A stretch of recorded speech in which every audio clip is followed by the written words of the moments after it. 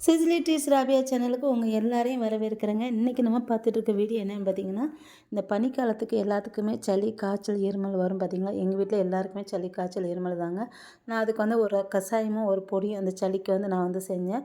இப்போ அதை தான் நான் இப்போ வந்து செய்ய போகிறேன். இந்த சளி, காய்ச்சல், இருமலுக்கு வந்து இந்த கஷாயமும் இந்த பொடியும் சேர்த்து சாப்பிட்டிங்கன்னா வந்து நல்லாயிருக்கும். அதாவது இது வந்து வெற்றிலை கஷாயம். வெற்றிலை வந்து நம்ம சளியை வந்து உருக்கிக்கிறோம் அப்படின்னு சொல்லுவாங்க. எங்கள் அம்மா அப்படி சொல்லுவாங்க. அதுக்கு தான் இன்றைக்கி நான் வந்து அதுக்காண்டி உங்கள் எல்லாருக்குமே இந்த வீடியோ வந்து ஷேர் பண்ணலான்னு சொல்லிட்டு தான் நான் இன்றைக்கி வந்து இந்த வீடியோ வந்து போட்டுட்ருக்கேன். இப்போ இந்த கஷாயத்துக்கு நம்ம எப்படி செய்கிறது சொல்லிட்டு நம்ம இப்போ பார்க்கலாம். ஃபஸ்ட் நான் இந்த மாதிரி ஒரு பாத்திரம் எடுத்திருக்கேன். இதில் வந்து 4 கிளாஸ் தண்ணி ஊற்றிக்கோங்க. 4 கிளாஸ் தண்ணி ஊற்றிட்டு, இது எதுக்குன்னா 4 கிளாஸ் 2 கிளாஸாக வற்றணும். அதுக்காண்டி நான் 4 கிளாஸ் தண்ணி ஊற்றிக்கிறேன். இது தண்ணி ஊற்றிட்டு இப்போ இதில் நம்ம ஃபஸ்ட்டு வந்து கருஞ்சீரகம் வந்து சேர்த்துக்கலாம். கருஞ்சீரகம் எவ்வளோ சேர்த்துக்கிறேன் அப்படின்னா, கருஞ்சீரகம் வந்து ஒரு 1/2 ஸ்பூன் வந்து கருஞ்சீரகம் வந்து சேர்த்துக்கிறேன். கருஞ்சீரகத்தில் வந்து நான் ஏற்கனவே கருஞ்சீரகத்துடைய நன்மைகள் என்னென்ன அப்படின்னு சொல்லிட்டு உங்களுக்கு வீடியோ வந்து போட்டிருக்கேன். அதேமாரி கருஞ்சீரகம் வந்து சளி, இருமலுக்கு வந்து ரொம்ப நல்லதுங்க. இது வந்து அதேமாரி இது வந்து நம்ம உடம்பு ரொம்ப குளிர்ச்சியாக இருந்துச்சுன்னா இது வந்து சூட்டை கொடுக்கும். அந்த அளவுக்கு இந்த இந்த கருஞ்சீரகம் வந்து நம்மளுக்கு வந்து ரொம்ப நல்லது. இப்போ இந்த கருஞ்சீரகத்தை அரை ஸ்பூன் வந்து சேர்த்துக்கோங்க. அடுத்து வந்து மல்லி வந்து சேர்த்துக்கோங்க. மல்லி எவ்வளோ அப்படி சேர்க்கணும்னா, மல்லி வந்து ஒரு அரை ஸ்பூன். அது வந்து மல்லியை வந்து எப்படி சேர்க்கணும்னா, ஒரு கொஞ்சம் தட்டிட்டு வந்து சேர்த்துக்கோங்க. முழு மல்லியை சேர்க்க வேண்டாம். மல்லி வந்து 1 2 தட்டிட்டு சேர்த்துக்கோங்க. ஒரு அரை ஸ்பூன் மல்லி வந்து சேர்த்துக்கோங்க. மல்லியும் அப்படி தாங்க, உடல் வந்து கெட்ட கொழுப்பை வந்து நம்மளுக்கு வந்து குறைக்கும். அதேமாரி நம்மளுக்கு செரிமான பிரச்சனை இருந்தாலும் இந்த மல்லி வந்து ரொம்ப நல்லது. அதேமாரி உடல் சூட்டை வந்து குறைக்கும். கரிஞ்சீரகம் உடல் சூட்டை வந்து கூட்டும், மல்லி வந்து குறைக்கும். அடுத்து வந்து ஓமம் வந்து நான் வந்து எடுத்துருக்கேன். ஓமம் எவ்வளோ அப்படின்னா, ஒரு சிட்டிகை சேருங்க போதும். இதுவும் அப்படி தாங்க, வயிற்று வலிக்கு வந்து ரொம்ப நல்லது ஓமம் வந்து. அதேமாரி சளி, இருமலுக்கும் ரொம்ப நல்லதுங்க. அடுத்து வந்து நம்ம எடுத்துக்கிறோம், ஓமம் வந்து நோய் எதிர்ப்பு சக்தியை அதிகமாக கொடுக்கும் நம்மளுக்கு வந்து. அடுத்து இஞ்சி வந்து 1 இன்ச்சு இஞ்சியை வந்து நல்லா தட்டிட்டு நல்லா சேர்த்துக்கோங்க. இஞ்சிலையும் அதே தாங்க இருக்குது. அடுத்து வந்து மிளகு வந்து சேர்த்துக்கிறேன். மிளகு எவ்வளோ சேர்த்துக்கிறேன், ஒரு 10 மிளகு சேர்த்துக்கோங்க போதும். அடுத்து வந்து பூண்டு சேர்த்துக்கிறேன். பூண்டு எவ்வளோ சேர்த்துக்கணும், ஒரு 5 பல் பூண்டு சேர்த்துக்கோங்க. மிளகையும் தட்டிக்கணும். அடுத்து நம்ம என்ன சேர்க்க போகிறோம் அப்படின்னு பார்த்தீங்கன்னா, வெற்றிலையில் வந்து என்னெல்லாம் இருக்குது அப்படின்னு சொல்லிட்டு நம்ம பார்க்கலாம். நான் வந்து ஒரு 4 வெற்றிலை வந்து எடுத்திருக்கேன். இந்த 4 வெற்றிலையை நல்லா கழுவிக்கிடுங்க. நல்லா கழுவிட்டு சின்ன சின்னதாக பிச்சுக்கிடுங்க. பிச்சுட்டு அதுக்கப்புறம் வந்து அதை வந்து சேர்த்துக்கோங்க.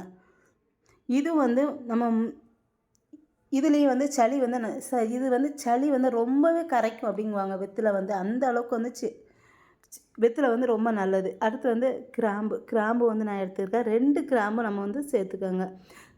கிராம்பில் வந்து நோய் எதிர்ப்பு சக்தி அதிகமாக இருக்குதுங்க. அதேமாதிரி உடல் வெப்பம் வந்து கட்டுப்படும் அப்படின்ட்டு சொல்கிறாங்க. குளிர்காலத்தில் வந்து நம்ம உடலை வந்து சூடாக வச்சுக்கும் கிராம்பு வந்து. அதேமாரி பல்வலி, பயிறு வலி இதுக்கெல்லாம் ரொம்ப நல்லது. இப்போ இது எல்லாத்தையும் நம்ம சேர்த்தாச்சு. சேர்த்துட்டு நம்ம என்ன செய்யறோன்னா, இந்த 4 கிளாஸ் தண்ணியை 2 கிளாஸ் வர வரைக்கும் நல்லா வற்ற வச்சுடுங்க. அந்த அளவுக்கு வற்றணும். இந்த பூண்டெல்லாம் நல்லா வேகணும் பார்த்திங்களா. அந்த இஞ்சியோட சாறு எல்லாமே அந்த வெற்றிலையில் இருக்கிறதெல்லாம் நல்லா இறங்கிடும். நம்ம 2 கிளாஸாக நம்ம வற்ற வச்சுட்டு அதுக்கப்புறம் நம்ம எடுத்து இதை வடிகட்டிக்கணும்.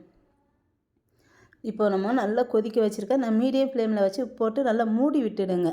இப்போ பாருங்கள், 4 கிளாஸ் தண்ணி வந்து 2 கிளாஸாக இந்த மாதிரி வற்றிடுச்சு. இப்போ இதை நம்ம இறக்கிடலாம். இறக்கிட்டு ஒரு கிளாஸில் நம்ம வந்து வடிகட்டி எடுத்து வச்சுக்கலாங்க.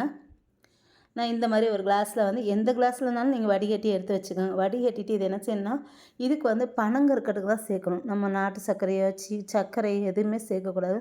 பனங்கற்கண்டு தாங்க சேர்க்கணும். ஆனால் என்கிட்ட வந்து பனங்கருங்கட்டு வந்து இல்லை. நீங்கள் கண்டிப்பாக பனங்கற்கண்டு சேருங்க. நான் ஒரு அரை ஸ்பூன் பனக்கற்கண்டு சேர்த்து இதை வந்து எப்படி குடிக்கணும்னு சொல்கிறேன். ரொம்ப குடிக்கூடாது. இது வந்து இது வந்து நம்ம ஒரு சிலருக்கு வந்து ஒத்துக்காது. அதே மாதிரி டெய்லியும் குடிக்கூடாது. சளி, இருமல் இருந்துச்சுன்னா 2 நாளைக்கு ஒருக்கா குடிங்க. அதேமாதிரி வீட்டில் ஒருத்தருக்கு சளி இருந்துச்சுன்னா எல்லாருமே குடிங்க. இல்லைன்னா எல்லாருக்கும் பரவும். இது வராமல் தடுக்கும். இப்போ இந்த மாதிரி ஒரு அரை கிளாஸ் மட்டும் காலையிலையும் சாப்பிட்டுட்டு நைட்டு படுக்கும்போது எடுத்துக்கோங்க.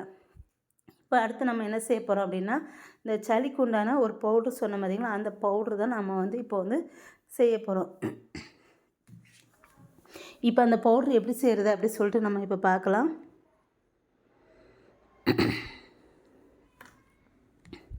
நான் வந்து மிளகு எடுத்திருக்கேன். மிளகு எவ்வளோ எடுத்திருக்கேன் அப்படின்னு பார்த்தீங்கன்னா 50 கிராம் மிளகு எடுத்திருக்கேன். இந்த மிளகை வந்து நல்லா க்ளீன் பண்ணிவிடுங்க. க்ளீன் பண்ணிவிட்டு நல்லா வெயிலில் காய வச்சிடணும்.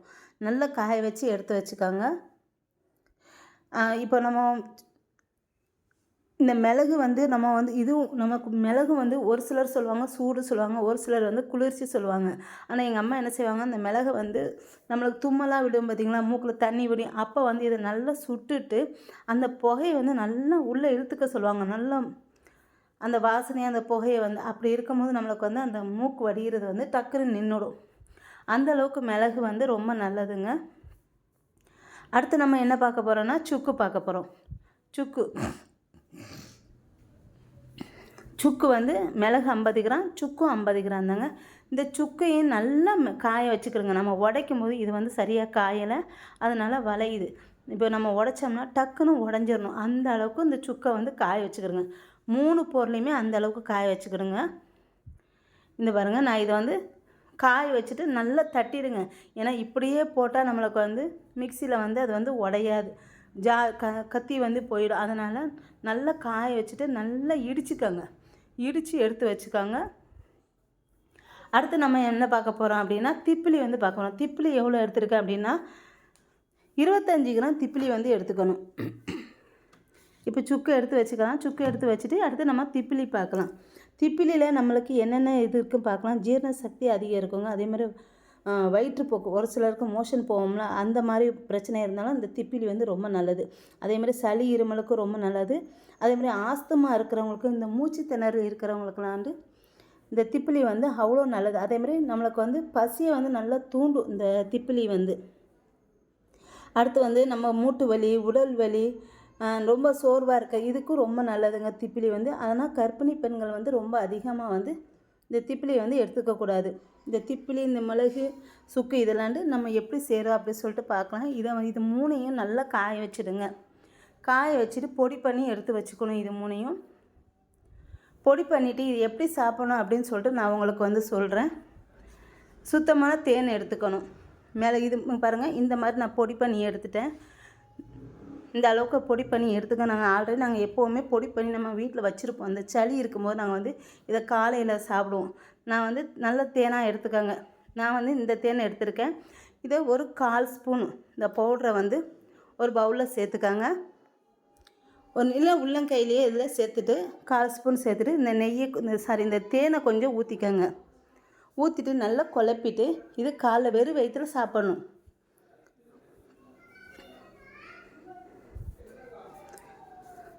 தேனி இவ்வளோ அதிகமாக ஊற்றாதீங்க, கொஞ்சம் கம்மியாகவே ஊற்றிக்கோங்க. இப்போ இது நல்லா குழப்பிட்டு இப்போ இதை வந்து இது வந்து எல்லாருமே சாப்பிட்லாம். குழந்தைங்க, பெரியவங்க எல்லாருமே சாப்பிட்லாங்க. சளிக்கு வந்து அவ்வளோ நல்லது இந்த பொடி வந்து. நீங்களும் கண்டிப்பாக வீட்டில் இதே மாதிரி பொடி பண்ணி வச்சுக்கோங்க. வச்சுட்டு நம்ம பிள்ளைங்கள்லேருந்து யாருக்கு சளி இருந்தாலும் இந்த மருந்தை கொடுங்க. அதேமாதிரி அந்த கஷாயத்தையும் அதே மாதிரி கொடுங்க. கஷாயம் வந்து அடிக்கடி கொடுக்காதீங்க. கஷாயம் தான் வாரத்தில் 1 டைமோ இல்லை 2 டைமோ கொடுங்க. அதிகமாக சளி இருந்துச்சுன்னா வாரத்தில் 2 டைம் கொடுங்க, இல்லைனா 1 டைம் கொடுங்க போதும். இந்த கஷாயமும் இந்த சளியும் அவ்வளோ இந்த கஷாயமும் இந்த பொடியும் அவ்வளோ நல்லதுங்க. நம்ம சளிக்கு, இருமலுக்கு எல்லாத்துக்குமேட்டு. என்னோட இந்த வீடியோ உங்களுக்கு பிடிச்சிருக்குன்னு நினைக்கிறேன். கண்டிப்பாக ஒரு லைக் பண்ணி விட்டுடுங்க. அப்படியே என்னோட சேனலை மறக்காமல் சப்ஸ்கிரைப் பண்ணி வச்சுக்கோங்க.